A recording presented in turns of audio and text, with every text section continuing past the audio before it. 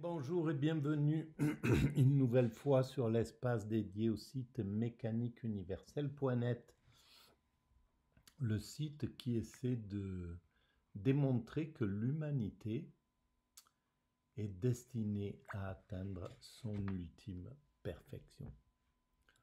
La paix universelle, la fraternité, bref, un monde entièrement pacifié. Une humanité ayant réussi à établir le paradis originel qu'il rêve d'établir en réalité. L'humanité rêve d'établir ce paradis. Simplement, nos pulsions nous en empêchent pour l'instant encore, mais on maîtrise de mieux en mieux ces pulsions. Notre conscience se développe constamment et à un certain moment, on aura acquis la maîtrise totale de notre comportement. Et donc, on aura accès à la paix universelle et à tout ce qui va avec un humain qui n'a plus besoin de s'affirmer aux dépens de ses congénères. Voilà. Alors, je vais reprendre l'écoute et les commentaires de Avec Philosophie, une émission de France Culture qui était consacrée à Spinoza. Et le thème, c'était Spinoza à la loupe. Et le mardi 11 novembre,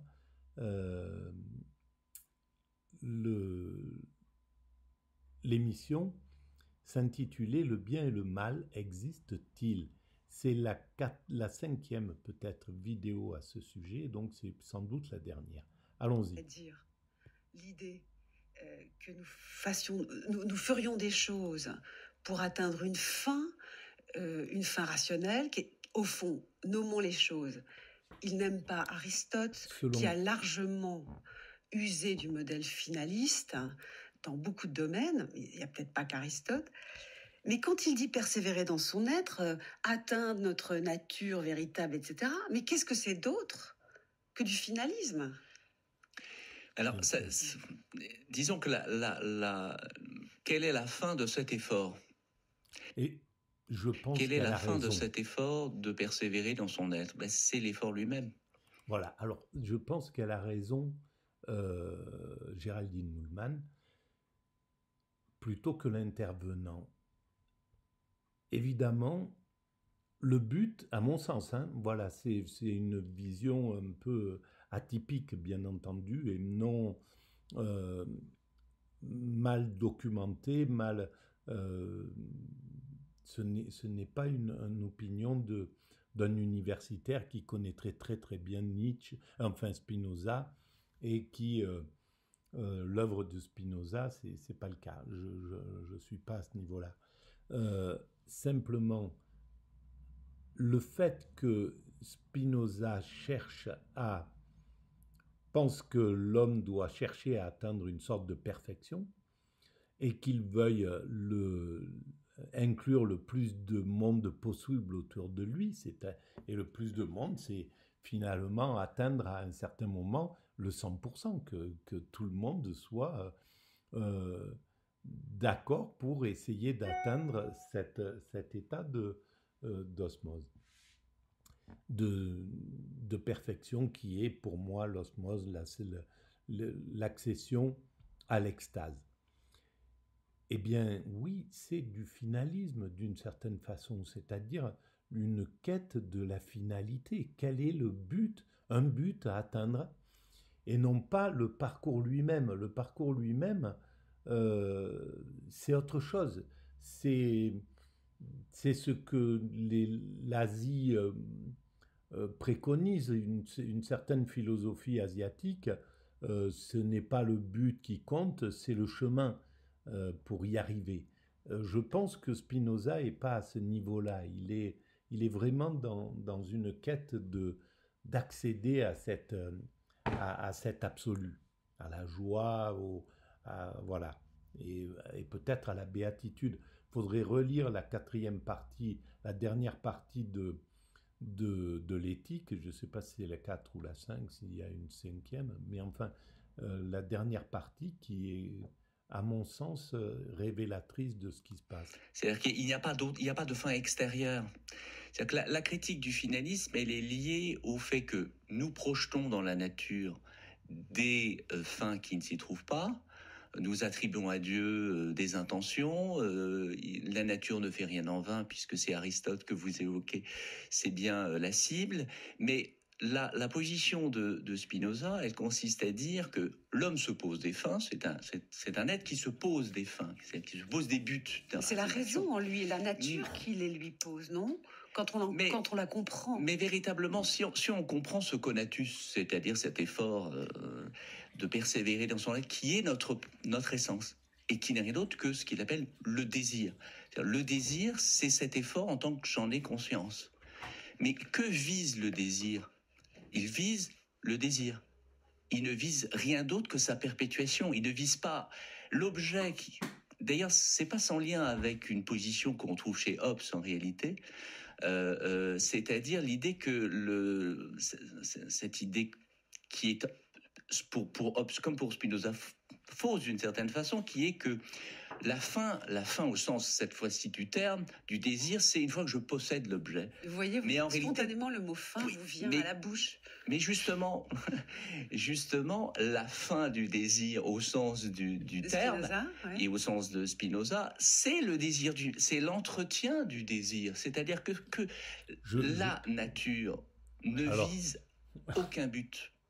Alors là, je suis pas d'accord. Spinoza le répète à plusieurs reprises. Si c'est le cas, si c'est ce que pense Spinoza, ça ne correspond pas à ce qui est dit avant. Enfin, mais peut-être que tout simplement, à l'époque de Spinoza, il n'y avait pas la possibilité d'imaginer une fin générale de l'humanité tout entière. Et parce que c'est le seul truc qui donne le sens, parce que individuellement d'atteindre l'état de béatitude, bon, c'est ça, on sait que c'est possible, on sait qu'il y a des gens qui parviennent, etc.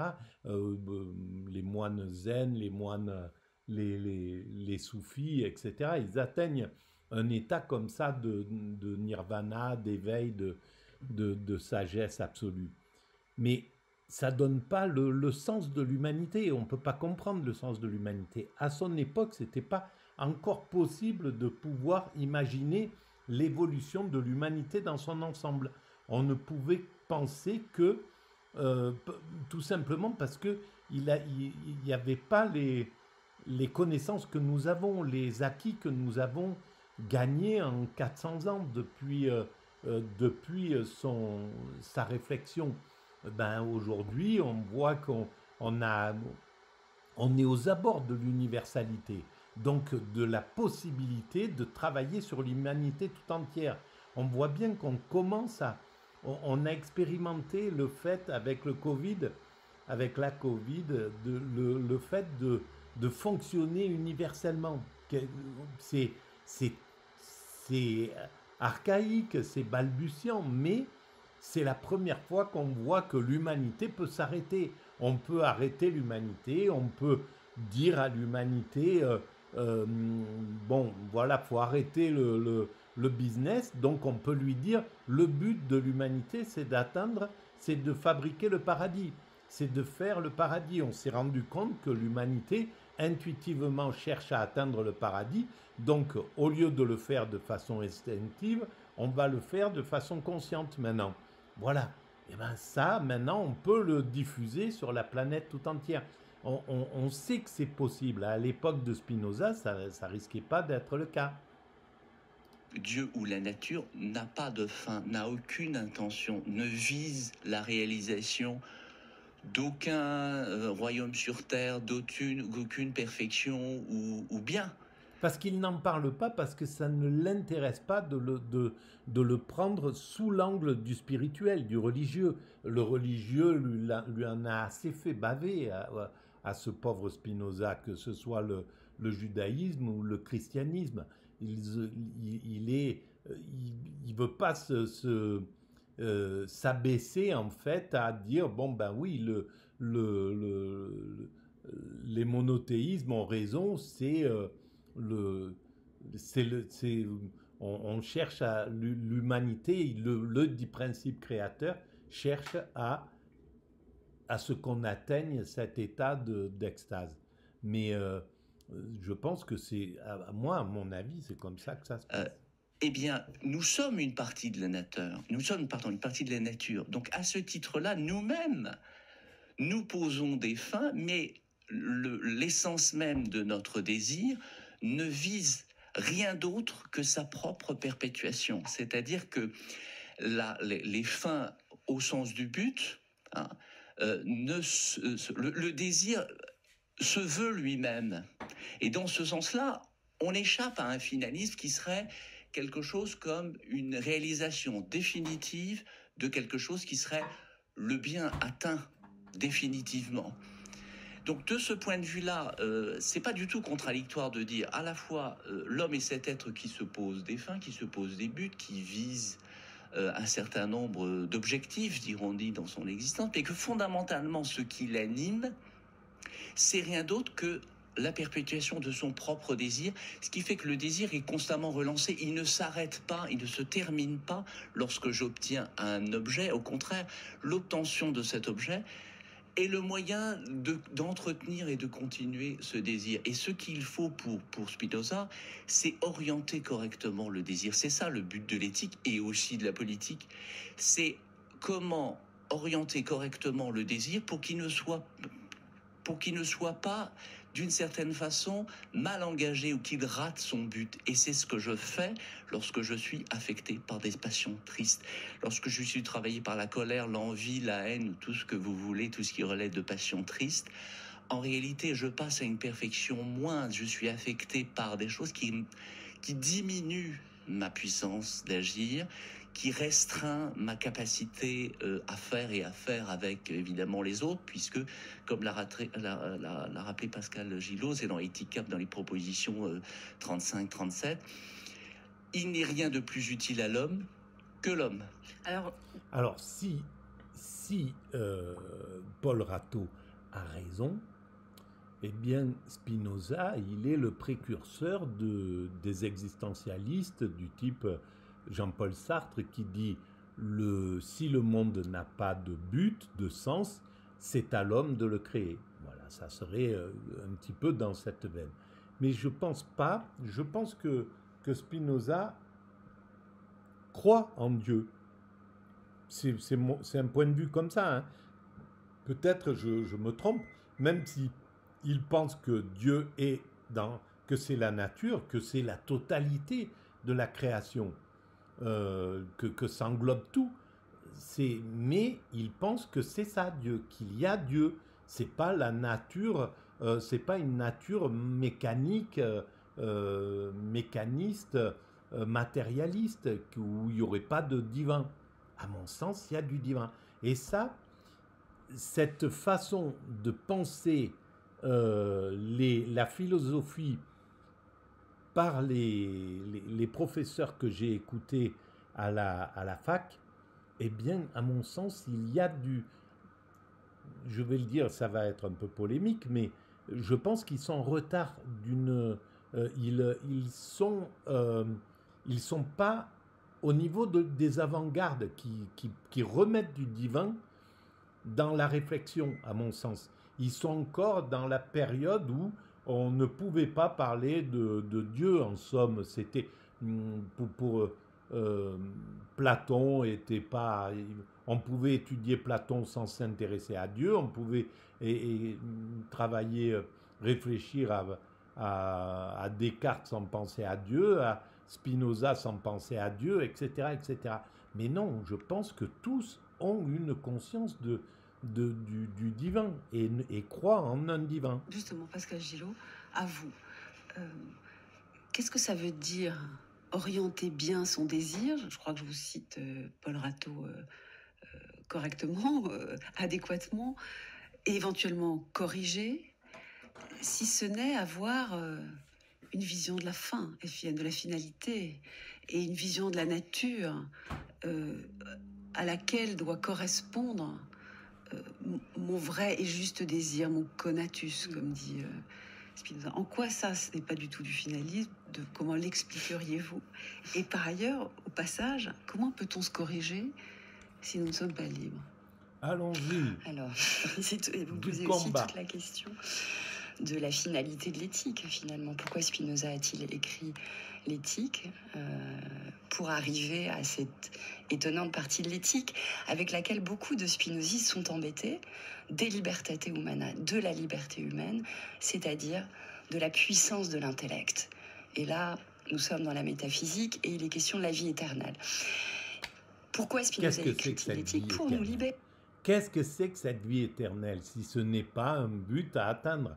Voilà, c'est pas matérialiste, c'est pas aussi simple que ce qui était préconisé Donc précédemment. il y a bien, à mon sens, peut-être que je serais un peu en désaccord avec ce qu'a dit Paul Ratto, il me semble qu'il faut distinguer la grande critique spinoziste, mais qui est cartésienne aussi, du finalisme dans l'ordre de la science, les lois de la nature, Spinoza est galiléen, donc la physique aristotélicienne, tout ça doit être rejeté, bien sûr. En revanche, Spinoza n'est pas un nécessitariste absolu. Sinon, il ne porterait pas une éthique et une politique. Sinon, il ne serait pas question de nous libérer de ce qui nous entrave, parce que C'est nous ça. sommes tous Bien spontanément sûr, bien sous entendu. l'affect et Si ignorants. c'était que le désir Par qui conséquent, il me semble Je qu'avec suis cette tout à fait histoire de d'accord avec ça. modèle de la nature humaine, Spinoza nomme un programme qui est celui en effet de la réorientation de la cupiditas, du désir, qui est l'autre nom du conatus, en effet. Et que devient le vrai désir et le vrai conatus en éthique 4 et éthique 5 qu'il ne faut pas oublier lorsqu'on va essayer de travailler à se rendre éternel, malgré tout, hein, il faut se souvenir de Voilà, ça. donc Eh éthique bien, 5. Donc il existe éthique 5. Et c'est éthique 5 qu'il faut, il faudrait commencer par lire éthique 5, à mon sens. Éthique 4, éthique 5. Et après, lire le reste. D'ailleurs, moi, j'ai lu que ces deux parties. Autant que je me rappelle, il y a très longtemps, hein, j'ai lu ça. Mais j'ai plus aucun souvenir D'ailleurs, ça serait bien de le lire, là, tiens, et de continuer cette réflexion sur Spinoza à partir de cette lecture. Je vais peut-être le faire comme ça. À mon sens, il est question d'atteindre quelque chose de... Ça m'avait sauté aux yeux à l'époque où j'avais lu ça. C'était tout à fait dans la veine de ce que j'étais en train de travailler. Donc je trouvais une conformité chez ce philosophe de ce que j'exprimais avec la mécanique universelle. Sauf qu'il ne pouvait pas être à ce niveau de compréhension de l'évolution globale de l'humanité parce que à son époque, ça n'était pas encore possible. Le désir va devenir désir de connaître. Le vrai désir, et même l'essence de notre esprit, ce sera désir de connaître, conatus cognoscendi, conatus intelligendi. Et là, il n'est plus question du désir qui se veut lui-même dans une perspective qu'on pourrait dire vitaliste pour aller très vite. Là, il y a vraiment un programme politique. Et moi, il me semble que quand il évoque le modèle de la nature humaine, il fixe un programme. Et un programme, c'est une forme de finalité. C'est vraiment travailler ensemble, perficere intellectum, travailler tous ensemble à penser pour nous libérer. Et nécessairement, à ce moment-là, ça c'est une tension intéressante du spinozisme, il y a quelque chose comme une finalité, sinon il ne réintroduirait pas le vocabulaire de l'exemplaire, du modèle. Alors lui, ça ne lui pose pas de problème. Et non seulement ça, mais de l'universalité. Donc c'est un universaliste. Il pense en termes de la totalité des hommes. Et sauf que c'était hyper d'avant-garde. Parce qu'il se méfie des termes, et puis, comme Descartes, il peut osciller. Mais il y a une finalité éthico-politique, absolument.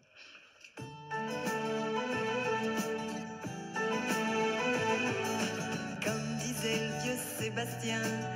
Bon, on s'arrête là sur cette vidéo. Voilà, on est arrivé au bout de ce Spinoza, de cette partie de Spinoza. Bon, il y avait 4 vidéos, 4 audios. J'en ai écouté un peu, mais de façon distraite. mais je les trouve toutes vraiment géniales. Donc c'est Avec philosophie, vous tapez Spinoza et vous avez toutes les vidéos que vous pouvez écouter. Et Avec philosophie, c'est une émission que je conseille à tous ceux qui s'intéressent à la philosophie, à la spiritualité, à la politique, parce que depuis justement la création de ce Avec philosophie, qui a été initié par Géraldine Moulman, je pense, ça colle avec un peu l'actualité. Il y a vraiment, c'est vraiment très très intéressant. C'est vraiment très intéressant. Voilà. Après, et puis surtout, ça permet voilà, là, il fallait ces deux points de vue. Il fallait qu'il y ait le point de vue de Paul Rateau et de Pascal Gillot. Euh, voilà, il fallait les deux pour comprendre réellement la chose, à mon sens. Plus le petit grain de sel que j'ai mis par-dessus. Bon, on arrête là. À bientôt. Merci de votre écoute.